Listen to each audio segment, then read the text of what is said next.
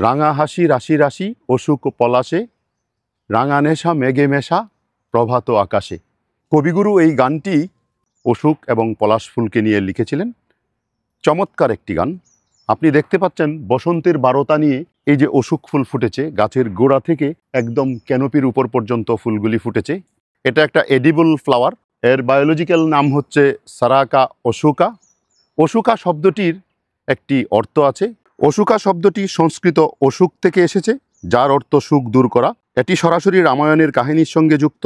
কথিত আছে সীতাদেবী যখন লঙ্কায় বন্দী ছিলেন, তখন কিছুটা সুখ দূর করার জন্য এই অসুখ গাছের নিচে এবং অসুখ বনে যেয়ে বসে থাকতেন, তার সুখ দূর হতো।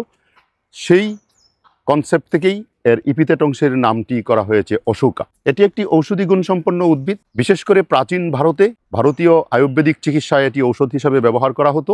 এছাড়াও অশোক গাছের কাণ্ড কেটে দিলে ওখান থেকে লাল রঙের ল্যাটেক্স বের হয়, যে ল্যাটেক্সটি গাইনোকোলজিক্যাল প্রবলেমগুলিতে এটাকে আয়ুর্বেদিক চিকিৎসায় ব্যবহার করা হয়ে থাকে।